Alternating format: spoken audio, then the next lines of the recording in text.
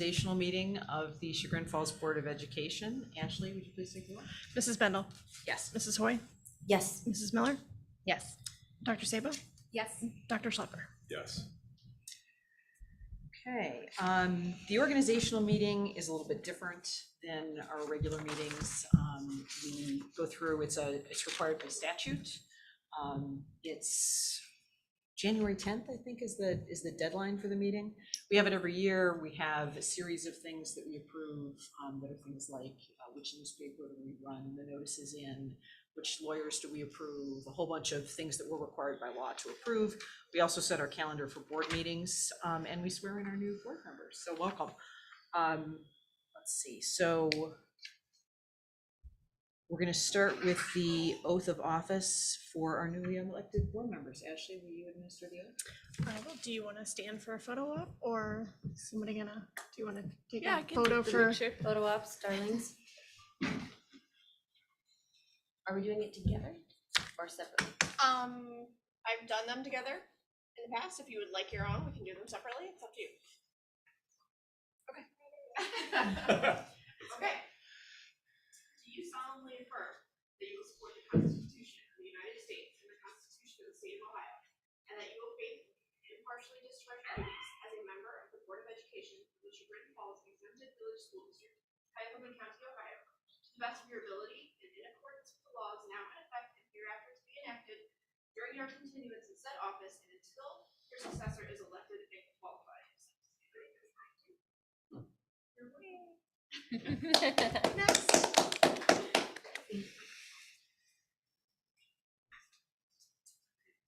Okay. Do you solemnly affirm that you will support the Constitution of the United States and the Constitution of the State of Ohio, and that you will faithfully and impartially discharge your duties as a member of the Board of Education of the Chagrin Falls Exempted Village School District, Cuyahoga County, Ohio, to the best of your ability and in accordance with the laws now in effect and hereafter to be enacted during your continuance in said office and until your successor is elected and qualified? Thank you.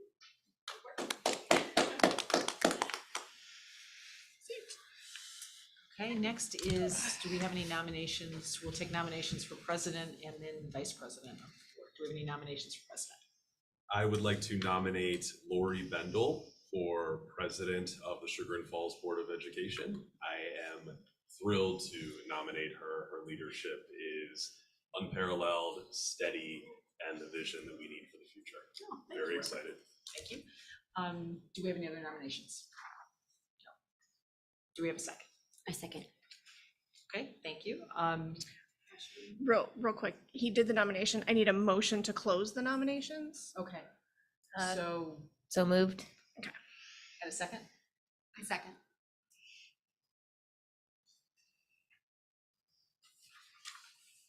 Okay, sorry. And Okay, now to close the nominations, Mrs. Bendel, yes. Mrs. Hoy, Yes. Mrs. Miller, Yes. Dr. Sabo, Yes. Dr. Schlepper. Yes. Okay, thank you. So now we'll vote. When I say your name, you'll state the name of the person for whom you are voting. Mrs. Bendel, Lori Bendel. Mrs. Hoy, Lori Bendel. Mrs. Miller, Lori Bendel. Dr. Saber, Lori Bendel. and Dr. Schlepper. Lori Bendel. Thank you. And Ashley, do you do the oath for both at once? Yes, we will do those after Perfect. the nominations for. Okay, do we have any nominations for vice president? I would like to nominate Lauren Miller for vice president of the Chagrin Falls Board of Education. It has been incredible serving with you. Lauren is often the voice of reason. She has been a fierce advocate for all of our students, and I'm proud to nominate her for vice president. I will second. And do we? So we now do- we did the same thing. We I actually move to close Oh, the we can nomination. Okay. Okay, to close nominations, Mrs. Bendel, Yes. Mrs. Hoy, Yes. Mrs. Miller, Yes. Dr. Sabo, Yes. and Dr. Schlepper. Yes.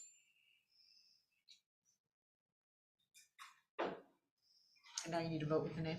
Okay, yes, now I will call your name, I'll call the roll, and you vote with the name of whom you're voting for. Mrs. Bendel, Lauren Miller.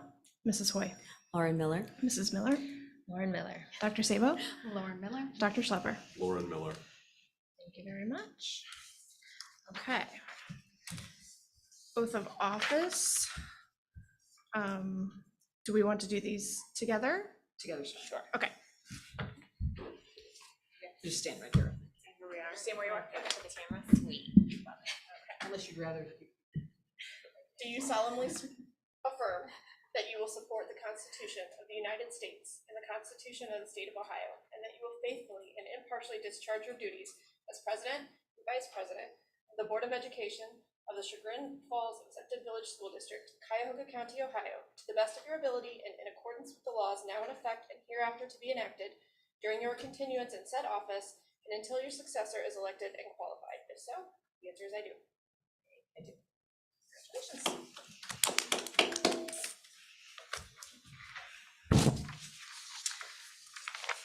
Okay.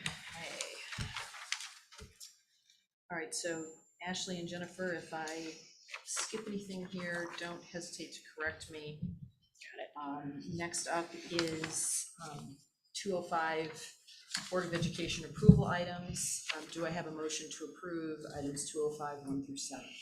I move to approve items as read. Do I have a second? I'll second. Jennifer, or I don't know which one of you want to walk us through these? One of you want to walk us through these items? Yeah. Sure, Okay, great. we can work together. Okay. So what you'll see under 2.05 are just, we start with the appointment to the legislative liaison, that's for OSBA, right? I'm in the right section, okay. Is that what you're walking Yeah, through? right here, right here. We have the, you also give authority to things like the treasurer to execute the bond for herself and to obtain the coverage as listed. There's the board member participation in group benefit plans. There are things like the board service fund to be established, records committee, the allocated interest earnings for different funds are there. And then we establish our regular board meeting dates, which is probably the one that the public will be the most interested in. So this will be published on our website after tonight's meeting. The one thing that I do want to just draw to your attention is that we have decided to go to one business meeting a month, except in hiring months. And the hiring months really fall in May and June. And so you'll see in May and June, there are 2 meetings. And then in August, we also have 2 meetings because sometimes with the start of school, there'll just be contracts or school business that might need to be approved prior to us, so that students have curriculum or different instructional needs. So that's why that change was made, or why there's 2 meetings in August, but every other month, you'll see the 1 meeting. It doesn't prohibit us from having work sessions as needed, and we can schedule those. We also can do board trainings. You'll see there's a board training retreat that's listed on January 27th. That's very common to do our professional development. And you will also be able to hold special meetings. So if something comes up, like we need to approve something within a shorter time frame, we can do that by just scheduling those special meetings. So that's what you're seeing in that section. Do you have any questions for me about 2.05 or for Ashley? I'm sorry, Ashley, I blushed. It's okay. Like your sections. You did good. I would add on item 7 on the calendar that if we do need to have special meetings, like Dr. Pinzarski said, we can schedule those. When we do schedule those do get publicly noticed. So this is the base schedule. And then if we have to schedule additional special meetings, those will be publicly noticed. We are just wanna make sure continuing. I didn't want anybody to think that we would just throw meetings Oh, in there. no. They will be Oh, publicly no. noticed. Is there an amount of time that's required? The law requires 24-hour notice. Also, I just want to note too that there's a reference to the records committee here, and there'll be a few board committees that are being approved tonight that are required that by law that we have. There'll be additional committees and superintendent committees coming out in the future. But when you see those few board committees here, those are the ones that we require, which is why they're approved at this meeting officially. Ashley, will you please take the roll? Mrs. Bendel, Yes. Mrs. Hoy, Yes. Mrs. Miller. Yes. Dr. Sabo. Yes. Dr. Schlepper. Yes. Okay, do I have a motion to approve resolutions 3.02 through 3.20? Sure, yeah, 3.20. I move to approve those as read. Do you have a second? Second? Okay, again, Jennifer and Ashley, do you guys want to walk us through these a little bit? Sure, I'll take the first few. 3.02 is authorization of the payment of warrants. This authorizes me to pay our bills. 3.03 is the authorization of direct deposit. This is for our tax money that comes in from the counties. They just direct deposit that into our Star Ohio account. It's just authorizing us to do that.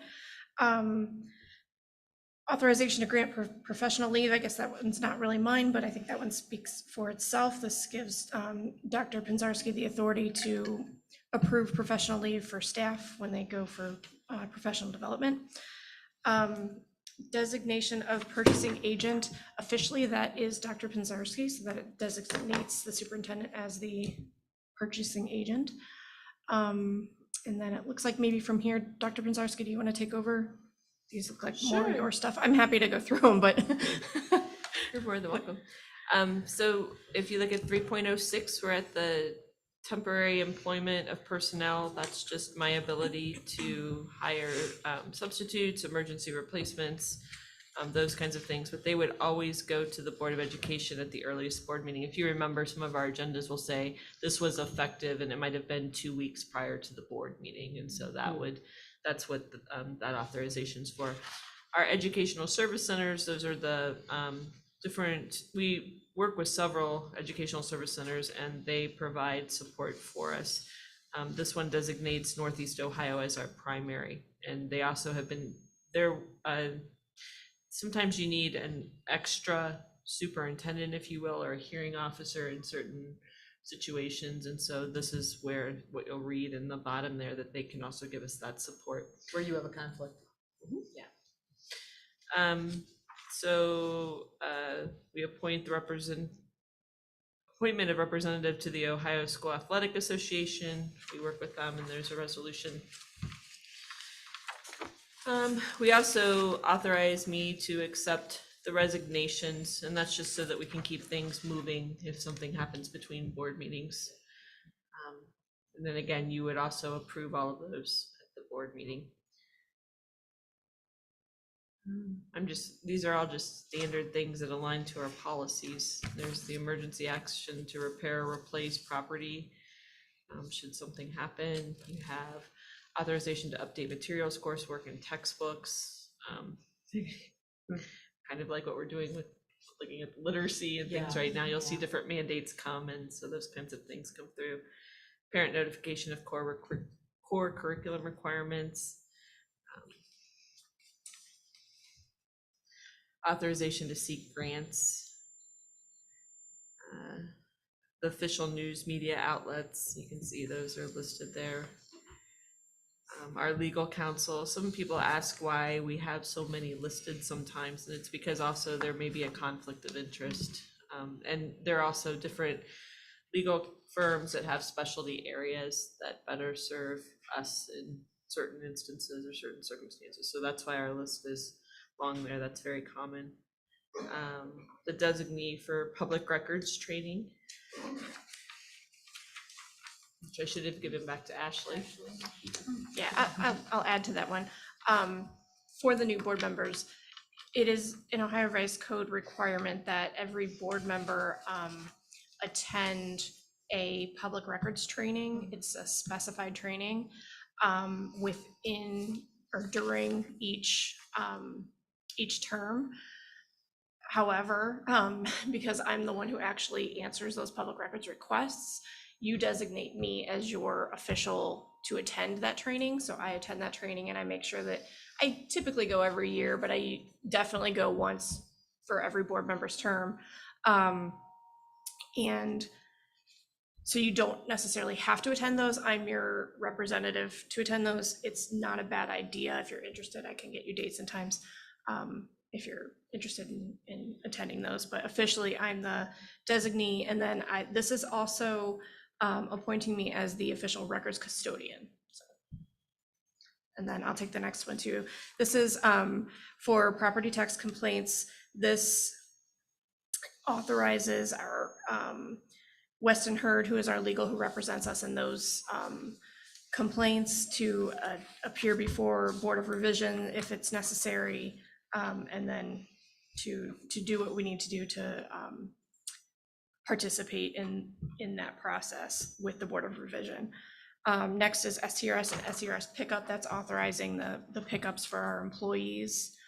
3.19 is capitalization threshold. This was not on this is new for the org meeting. It was not on organizational meeting before because we established the amount in policy.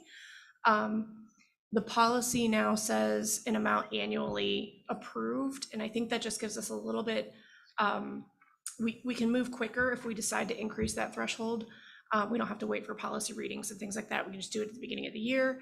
Our fiscal year ends in June, so if we wanted to change something for this current fiscal year that we're in, which is 23-24, we would do it now. I don't think that we need to. 5,000 is still working totally fine. But if we wanted to change it, we would just change it. We would review this each year. So I'll look at this every year and make a determination if we want to increase that. But instead of having it in policy, it's just here. And then next is the tax budget. This is something that we approve every year at the beginning of the year. This is for the following fiscal year. So this is the tax budget for fiscal 24-25. So after I get your authorization tonight, I will send this tax budget to the county. I'm legally required to do that by the 15th. They will then go through, they will determine the rates necessary based on, for example, our bond rates, based on the property values, and then the amount that we have to take in on each of those, what our payments are for the bonds. Those fluctuate a little bit every year, so it's not just a set dollar amount that we bring in. It kind of goes up and down based on the interest in the payments that we would make on those debt payments. So they'll take the scheduled amount, I give them that amount, they then determine the rate that we need to charge. They will then send an actual resolution back to us. We have to approve that, and then that has to go back to the county again. And then that's what they use to create our documents for our estimated resources. And then that's how the auditors, when they come in and determine that I'm within my amounts that the county has established for us, that's what they'll use. So very long process, and there are a lot of steps, and this is just the first step. Okay, thank you. Any other? Okay, I think that's it, unless anybody has any questions. Okay, I'd like to make a motion to adjourn our meeting. We're real quick, we have to vote on all those items. Oh, can I please call the roll? Yes. Mrs. Bendel. Yes. Mrs. Hoy. Yes. Mrs. Miller. Yes. Dr. Sabo. Yes. Dr. Schlepper. Yes. Okay, now, do I have a motion to adjourn the meeting? So moved. Second? Second. Okay, our next meeting is January 24th at 7 o'clock in the Middle school. middle school cafeteria. And it will be a regular meeting. Thank you. Okay. Mrs. Bendel. Yeah, we have to vote to adjourn. Okay. Mrs. Bendel. Yes. Mrs. Hoy. Yes. Mrs. Miller. Yes. Dr. Sabo. Yes. Dr. Schlepper. Yes.